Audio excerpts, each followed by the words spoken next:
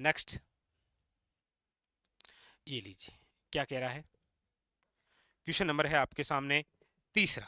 क्या पूछा जा रहा है, देखिए पूछा जा रहा है निम्नलिखित में से कौन सा युग्म सुमेलित नहीं है। ऐसा कौन सा युग्म है जो सुमेलित नहीं है।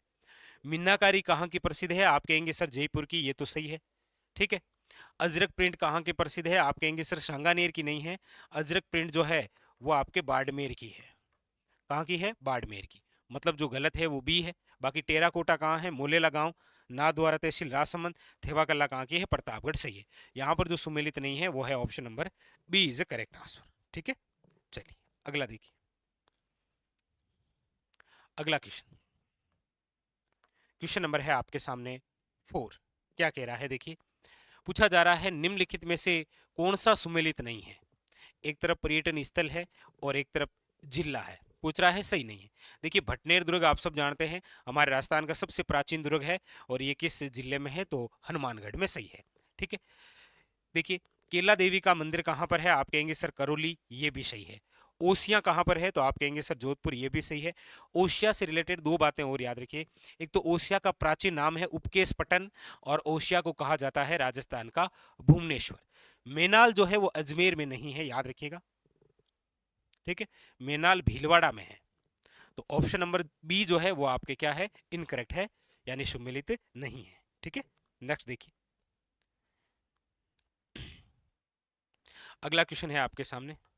पूछा जा रहा है सन 1903 में किसने अपनी जागीरी क्षेत्र में चौरी कर लगाया, जिसे प्रत्येक को अपनी पुत्री के विवाह के समय देना अपेक्षित था। आप सब जानते हैं कि एक आंदोलन जो कि भारत का ही नहीं विश्व का सबसे लंबा किसान आंदोलन था, 1897 से लेकर 1941 तक चला था, 44 वर्षों तक। चर्चा में कर रहा हूं बिजोलिया किसान आंदोलन की। और ये जो बिजोलिया किसान आंदोलन है, याद रखिएगा, इसी बिजोलिया किसान आंदोलन के तहत बिजोलिया के जो जागीरदार हैं राव कृष्ण सिंह, इसी राव कृष्ण सिंह ने 1903 में बिजोलिया के किसानों पर एक कर लगाया था, जिसका नाम था चौरी कर। यदि बिजोलिया के किसान अपनी पुत्री का विवाह करेंगे तो एक कर देना पड़ेगा, जिसका नाम क्या है, चौरी कर। और ये चौरी कर 5 रुपए और 13 रुपए का हुआ करता था, ठीक है, याद रखिएगा। दोनों में से जो भी ऑप्शन में आए, तो यहां पर हो जाएगा आपके सामने ए इज करेक्ट आंसर। जैसे आपको पता है राव पृथ्वी सिंह ने भी तो 1906 के अंदर एक कर लगाया था, जिसका नाम है तलवार बंदई कर। कौन सा है, तलवार बंदई कर। और ये जो तलवार बंदई कर है, ये एक प्रकार का उत्तराधिकारी शुल्क है। याद रखिएगा, ये उत्तराधिकारी शुल्क केवल एक रियासत से नहीं वसूला जाता था, जैसलमेर, जैसलमेर को छोड़कर सभी रियासतों से वसूला जाता था। कौन सा, उत्तराधिकारी शुल्क, ठीक है। तो यहां पर जो ऑप्शन है वो आपके सामने है, A is correct answer, Rao Krishna Singh, ठीक है। नेक्स्ट देखिए, अगला क्वेश्चन। क्वेश्चन नंबर है आपके सामने 6। क्वेश्चन नंबर 6 क्या कह रहा है, देखिए बड़े आराम से पढ़िए और उसके बाद में आंसर बताइए क्या कह रहा है। देखिए पूछा जा रहा है चित्तौड़ के विजय स्तंभ के बारे में निम्न कथनों को पढ़िए और उपयुक्त में से सही कौन से तथ्य हैं उनका हमें चयन करना है। देखिएगा, ये प्रसिद्ध है कि इसे महाराणा कुंभा ने बनाया। इसमें तो कोई दिक्कत ही नहीं है कि चित्तौड़ के अंदर जो विजय स्तंभ है, जिसका निर्माण सारंगपुर युद्ध विजय उपलक्ष्य में हुआ है, मालवा विजय उपलक्ष्य में, याद रखिएगा 1440 से लेकर 48 तक, किसके द्वारा, कुंभा द्वारा, ठीक है। इसकी कुल 11 मंजिलें हैं, जी नहीं, ये जो विजय स्तंभ है, याद रखिएगा, ये एक 9 मंजिला इमारत है, ठीक है। और इसमें जेता की बिल्कुल मूर्ति है, ये भी सही है। तो 1 और 3 जो है वो सही है। 1 और 3 जो सही है वो है option number D. Option number जो डी है वो आपके सही आंसर है, ठीक है, याद रखिएगा। अगला देखिए, क्वेश्चन नंबर है आपके सामने 7 नंबर। क्या कह रहा है, पूछा जा रहा है निम्नलिखित में से कौन से राजस्थान के संलग्न जिले हैं। संलग्न जिलों का मतलब है ऐसे कौन से जिले हैं जो आपस में जुड़े हुए हैं। अब देखिए झालावाड़, बूंदी और टोंक की आप बात करेंगे तो आप कहेंगे सर झालावाड़, बूंदी और टोंक आपस में मिले हुए थोड़ी हैं, तीनों आपस में जुड़े हुए थोड़ी हैं। जबकि आप सिरोही, पाली और जालोर देखेंगे मैप के अंदर, तो ये तीनों ऐसे जिले हैं जो आपस में जुड़े हुए हैं। संलग्न जिले कौन से, इसका तात्पर्य यही है ऐसे जिले जो आपस में जुड़े हुए हो, ठीक है। अब देखिए चूरू, झुंझुनू, जयपुर या सिरोही, बाड़मेर, जैसलमेर नहीं, ये तीनों आपस में जुड़े हुए हैं, सिरोही, पाली और जालोर। ऑप्शन नंबर हो जाएगा बी इज करेक्ट आंसर। ठीक है, चलिए अगला क्वेश्चन देखिए। क्वेश्चन नंबर है 8। क्या कह रहा है, किस अनुच्छेद के तहत पंचायतों को संवैधानिक दर्जा दिया गया? तो आप सब जानते हैं कि वो जो अनुच्छेद है वो है आपके 243, अनुच्छेद 243। Option number B is correct answer. ठीक है, चलिए अगला क्वेश्चन देखिए। क्वेश्चन नंबर है आपके सामने 9। क्या कह रहा है, पूछा जा रहा है मध्यकालीन मेवात के प्रसिद्ध संत कौन से हैं? मध्यकालीन मेवात के प्रसिद्ध संत, तो याद रखिएगा वो है आपके संत लालदास जी। संत लालदास जी जिनका जन्म मेव जाति में हुआ है। ये जन्म से मुस्लिम थे लेकिन कर्म से हिंदू कहलाए थे। इनका जो संप्रदाय है वो आपके कौन सा है? तो याद रखिएगा लालदासी संप्रदाय। इनका जो जन्म है वो 1540 के अंदर हुआ है और मृत्यु इनकी है 1648 में, याद रखिएगा। ठीक है, option number B is correct answer. इनकी कुछ रचनाएं भी है, जैसे लालदास की वाणी है जो 2 भागों में है, लालदास की चेतावनियां हैं, याद रखिएगा इस प्रकार के। ठीक है, अगले क्वेश्चन की ओर बढ़े। क्वेश्चन नंबर है आपके सामने 10। क्या कह रहा है देखिए, ये लीजिए क्वेश्चन नंबर है आपके सामने अगला।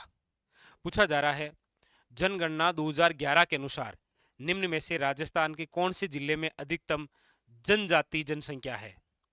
अधिकतम जनजाति मतलब एससी नहीं, ये एसटी पूछ रहा है।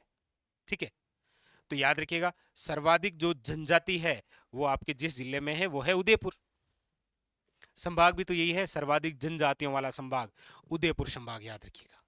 ठीक है, चलिए अगला देखिए। क्वेश्चन नंबर है आपके सामने 131 यानी 11 नंबर क्वेश्चन। क्या कह रहा है, महात्मा गांधी राष्ट्रीय ग्रामीण रोजगार गारंटी योजना यानी कि मनरेगा की बात कर रहा है, ये नरेगा की बात कर रहा है, कि आयोजन और क्रियान्वयन के लिए कौन जवाबदेही होता है? इसके आयोजन और क्रियान्वयन के लिए कौन जिम्मेदार होता है? राज्य सरकार, ग्राम पंचायत, ग्राम सभा या जिला ग्रामीण विकास प्राधिकरण? तो याद रखिएगा इसके लिए जो जिम्मेदार होता है वो ग्राम पंचायत है। पूछा करें कि थांग ग्राम पंचायत में नरेगा काम चलेगा, तो वो है ग्राम पंचायत, याद रखिएगा। ठीक है, अगला देखिए। अगला है आपके सामने, पूछा जा रहा है निम्नलिखित युद्धों को राजस्थान के इतिहास में सीमा चिन्हित है, इन युद्धों को सैतिथ्य क्रम में रखते हुए सही उत्तर का चयन कीजिए। 4 युद्ध हैं, इनको क्रम के अनुसार बताना है कि पहला कौन सा हुआ, फिर कौन सा हुआ, फिर कौन सा हुआ और सबसे अंत में कौन सा हुआ। कोई दिक्कत नहीं। खानवा युद्ध कब हुआ है? आप कहेंगे 1527 में। ठीक है, भटनेर का युद्ध कब हुआ है? 1398 में। तैमूर लंग का ही तो अटैक था वो। गिरीशुमेल का युद्ध कब हुआ है? याद रखिएगा 1544 में। हल्दी घाटी कब हुआ है? याद रखिएगा 1576 में। यानी कि इनमें सबसे पहले तो है भटनेर 2 नंबर, फिर उसके बाद में युद्ध हुआ है खानवा का 1 नंबर, फिर है 3, फिर है 4। 2 1 3 4, option number B is correct answer. Haldighati आप सब जानते हैं रासमंद, भटनेर हनुमानगढ़ है, खानवा आप सब जानते हैं भरतपुर के अंदर रूपवास तहसील, गिरीशुमेल आपको पता ही है मालदेव और शेरशाह सूरीवाला जैतारण पाली में है। तो आजकल इतिहास से क्या है रिलेटेड जो क्वेश्चन पूछता है वो इस प्रकार से पूछने लग गया है। 4 युद्ध देगा और उनका क्रम पूछ लेगा। चलिए आगे बढ़ते हैं। क्वेश्चन नंबर है आपके सामने नेक्स्ट। हाँ लीजिए, अच्छा क्वेश्चन नंबर है आपके सामने 133। ये भी कोड के आधार पर है, ये लीजिए। बड़ा अच्छा, बड़ा शानदार सा क्वेश्चन है। इस प्रकार के क्वेश्चन आते हैं एग्जामिनर। क्या पूछ रहा है देखिए, पूछा जा रहा है निम्नलिखित में से कौन से राजपूत सरदार हल्दीघाटी के युद्ध में राणा प्रताप के पक्ष में लड़े थे? हल्दीघाटी युद्ध में कौन कौन थे? राम सिंह तंवर आप कहेंगे बिल्कुल थे, ग्वालियर के थे ये इनके राज्य अभिषेक में भी आए थे, आपको पता हो तो, जो गोगुंदा में हुआ था। तो ये तो थी। बिंदा झाला आप सब जानते हैं, झाला बिंदा, जिन्होंने महाराणा प्रताप के राज चिन्ह धारण किए थे। कृष्णदास चुंडावत तो थे ही, आपको पता है। ठीक है, क्योंकि हरावल सेना में रहने का अधिकार चुंडावतों को ही है। माधो सिंह कछावा नहीं था।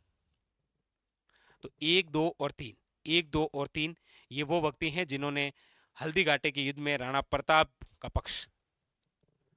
पक्ष में लड़े थे। ठीक है, याद रखिए option number C is correct answer. ठीक है, चलिए अगला क्वेश्चन देखिए।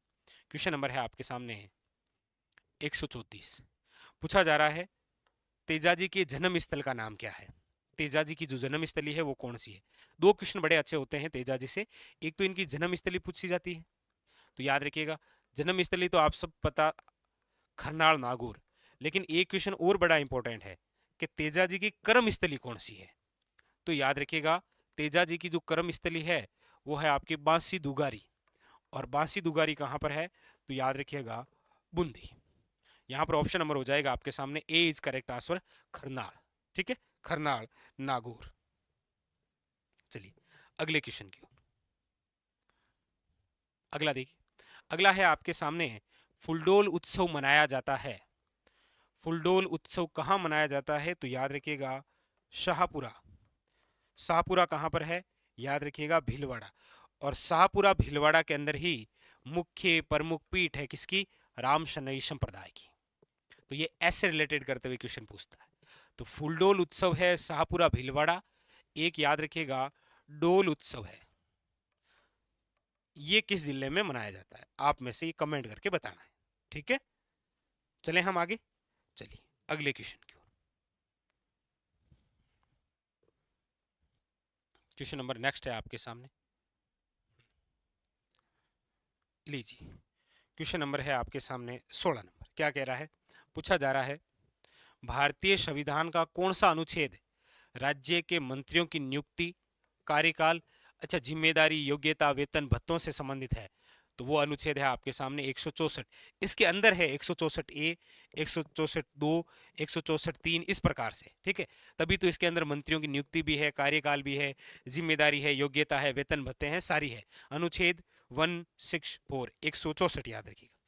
ठीक है, अगला देखिए। पूछा जा रहा है राजस्थान में विधानसभा चुनाव क्षेत्र क्रम से अनुसूचित जाति और अनुसूचित जनजाति के उम्मीदवारों के लिए आरक्षित है। देखिएगा आप सब जानते हैं कि हमारे राजस्थान में विधानसभा की जो सीटें हैं वो कितनी हैं? 200। इन 200 में से याद रखिएगा एससी की तो है आपके 34 और एसटी की कितनी है? याद रखिएगा 25। कई बार इन दोनों को सम्मिलित करते हुए पूछ लेता है कि कुल एससी और एसटी की कितनी सीटें हैं। ठीक है, तो यहाँ पर क्रम से देखिए, पहले अनुसूचित जाति पूछिए, SC 34, ST 25। Option number A is correct answer, याद रखिएगा। ठीक है, चलिए अगला देखिए। अगला है मुंडियारी ख्यात का विषय क्या है? बहुत प्रसिद्ध क्वेश्चन है ये। मुंडियारी ख्यात है और मुंडियार है मारवाड़, यानी कि मारवाड़ के जो शासक हैं, मारवाड़ के जो राठौड़ हैं, उनका उल्लेख है मुंडियारी ख्यात में, जैसे दयालदासरी ख्यात में उल्लेख है बीकानेर के राठौड़ों का। ये लीजिए, अगला क्वेश्चन है आपके सामने बहुत शानदार। क्या पूछ रहा है? राज्य सूचना आयोग की स्थापना कब हुई?